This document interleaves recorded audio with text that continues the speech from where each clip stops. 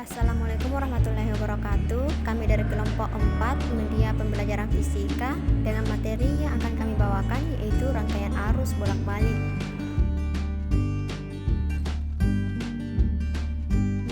Adapun tujuan pembelajaran yang pertama yaitu memahami definisi arus bolak-balik dan penerapannya, yang kedua yaitu memahami rangkaian resistor murni, yang ketiga yaitu memahami rangkaian induktor dan kapasitas murni, yang keempat yaitu memahami rangkaian RLC dan frekuensi resonansi.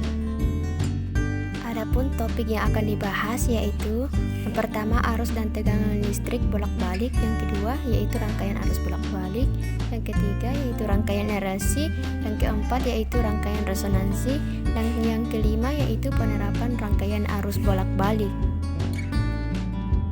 Teman-teman sekalian, di sini ada nggak yang tahu apa sih arus AC itu? Nah, untuk mengetahuinya, simak video ini sampai akhir. Halo guys, teman-teman edukatif sekalian, kalian pernah tidak kepikiran motor listrik yang sedang tren sekarang? Kenapa tanpa adanya bahan bakar tetap bisa memindahkan kita dari satu tempat ke tempat lain? Nah, pasti ada pertanyaan yang timbul nih, ya kok bisa ya? Nah, jawabannya adalah hal itu dikarenakan motor listrik menggunakan arus listrik yang memiliki prinsip kerja yang membalikkan arahnya secara teratur pada rentang waktu tertentu.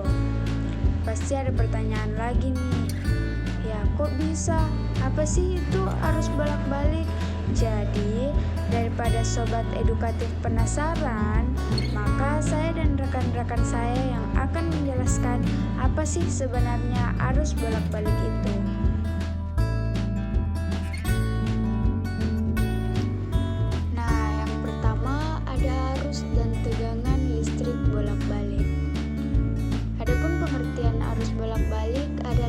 Arus listrik yang memiliki arah yang berubah-ubah secara bolak-balik. Bentuk gelombang dari arus ini biasanya berbentuk gelombang sinusoida sehingga memungkinkan pengaliran energi secara efisien. Arus bolak-balik ini adalah arus listrik yang arahnya dan besarnya senantiasa berubah terhadap waktu dan dapat mengalir dalam dua arah. Arus bolak-balik diperoleh dari sumber tegangan bolak-balik seperti generator AC. Adapun persamaan dalam arus bolak-balik yaitu V sama dengan Vmax sin omega T. Adapun keterangannya V sama dengan tegangan sesaat, Vm adalah tegangan maksimum, omega atau frekuensi sudut, F sama dengan frekuensi, T sama dengan waktu. Selanjutnya terdapat grafik tegangan dan arus bolak-balik yang dapat kita lihat pada gambar berikut.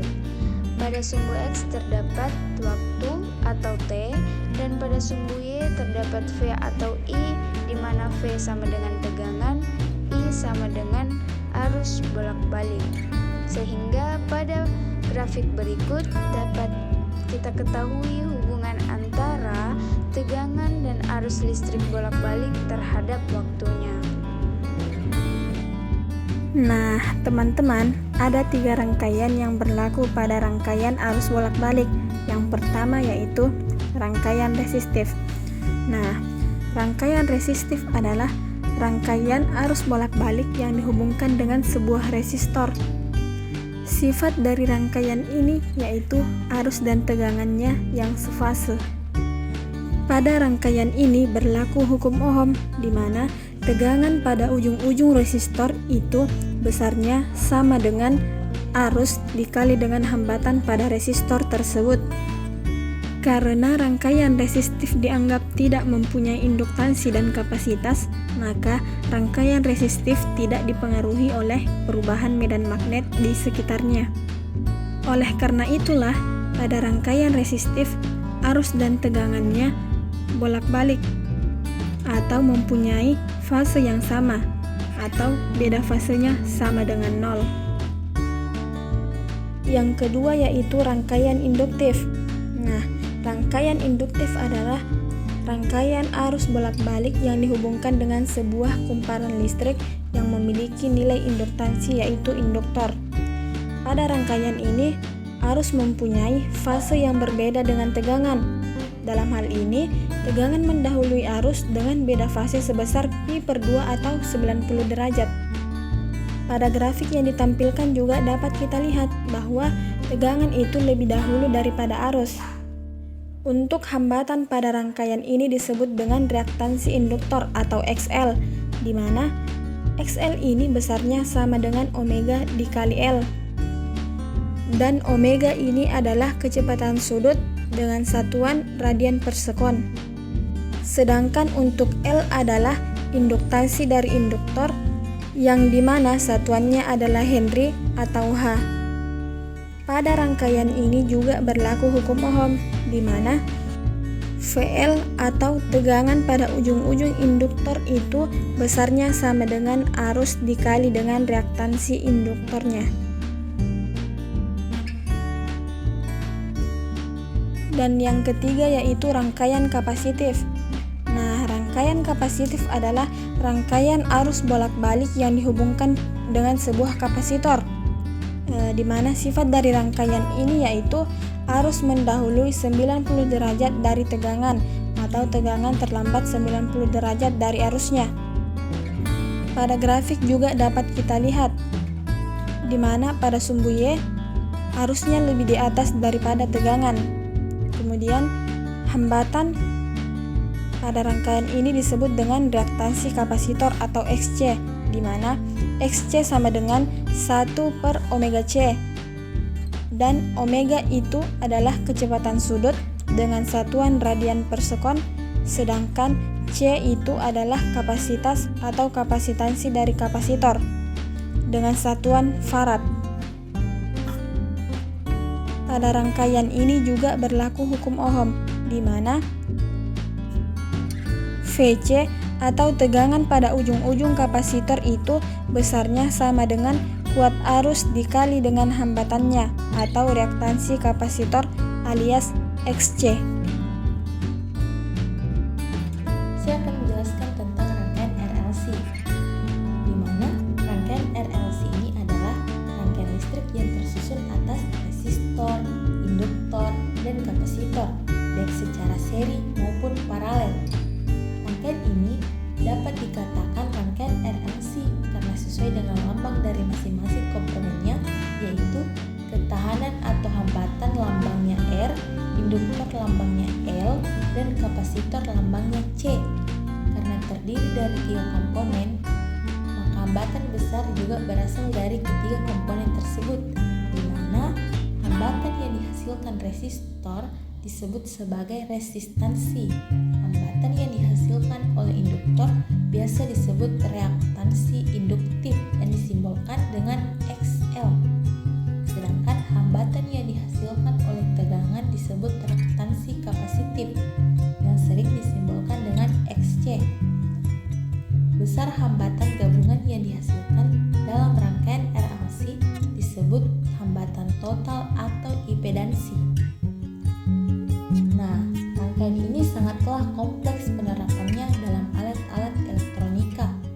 Namun, sedikit gambaran RLC ini dapat membentuk osilator harmonik dan akan beresonansi pada rangkaian LC. Kalau dapat kita lihat bersama pada gambar, di mana gambar A rangkaian seri RLC, gambar B diagram fasor rangkaian seri RLC. Oke, teman-teman edukatif sekalian, pembahasan kita selanjutnya mengenai rangkaian resonansi. Nah, menurut teman-teman sekalian, apakah itu rangkaian resonansi? Ketika apa rangkaian tersebut dikatakan beresonansi? Baik, kakak akan membantu menambah wawasan Anda mengenai rangkaian resonansi. Oke, dari pembahasan-pembahasan sebelumnya kita sudah dikenalkan dengan sifat rangkaian RLC. Ada yang namanya rangkaian induktif ketika reaktansi induktor lebih besar dari reaktansi kapasitor, dan ada rangkaian kapasitif ketika reaktansi induktor lebih kecil dari reaktansi resonansi kapasitor. Nah, ada 3 sifat rangkaian lagi, yaitu ketika nilai reaktansi induktor sama dengan nilai reaktansi kapasitor. Nah, di sini rangkaian tersebut dikatakan beresonansi. Oke, ada 3 syarat resonansi pada rangkaian seri RLC. Yang pertama itu reaktansi induktif dan reaktansi kapasitif sama besar seperti yang saya katakan tadi, XL sama dengan XC, atau nilai reaktansi induktor sama dengan nilai reaktansi kapasitor. Oke. Yang kedua itu impedensi sama dengan hambatan resistor atau Z sama dengan R. Kemudian yang ketiga yaitu sudut fase sama dengan 0. Oke, kita akan menginterpretasikan grafik atau kurva yang berhubungan dengan rangkaian resonansi. Nah, gambar pertama itu ada grafik impedensi terhadap frekuensi. Nah, di sini ada garis nilai reaktansi induktor bersifat linear, artinya nilai dari reaktansi induktor itu berbanding lurus dengan frekuensi yang diberikan. Kemudian garis pada reaktansi kapasitor itu hiperbolik. Nah, artinya nilai dari reaktansi kapasitor itu berbanding terbalik dengan frekuensi. Nah, di sini ada titik temu antara garis reaktansi induktor dan reaktansi kapasitor. Nah, pada saat ini pada saat titik pertemuan ini yaitu nilai reaktansi induktor sama dengan nilai reaktansi kapasitor dengan ini terdapat kurva impedensi di mana impedensi tersebut memiliki nilai yang minimum. Nah, artinya nilai impedensi sama dengan nilai resistor. Nah, pada gambar kedua terdapat kurva kuat arus terhadap frekuensi. Nah, karena impedensi yang tadi pada grafik tadi memiliki nilai minimum, otomatis arus yang dihasilkan merupakan arus yang maksimum. Nah, frekuensi di mana saat terjadi arus maksimum pada arus maksimum resonansi, nah di situ dinamakan frekuensi resonansi pada saat arus maksimum. Selanjutnya yaitu penerapan rangkaian arus bolak-balik. Nah, salah satu penerapan rangkaian arus bolak-balik pada kehidupan sehari-hari yaitu penggunaan listrik. Arus AC adalah arus yang memiliki sifat 2 arah atau lebih, yang lebih dikenal dengan sebutan arus bolak-balik yang tidak memiliki sisi negatif dan hanya mempunyai ground. Arus AC biasa digunakan untuk tegangan listrik PLN sebesar 220 volt 50 sampai 60 Hz yang merupakan tegangan standar untuk Indonesia. Beda halnya dengan standar tegangan untuk negara lain. Oleh karena itu, belum tentu elektronika buatan Indonesia dapat dioperasikan di negara lain, seperti misalnya kipas angin, teko listrik, lampu, setrika, dan juga TV. Yang mana elektronika tersebut hanya dapat dikonsumsi atau digunakan di Indonesia. Nah, jika kita bawa ke negara lain, belum tentu dapat dioperasikan di sana, di mana dikarenakan beda untuk tegangan jala-jala listriknya.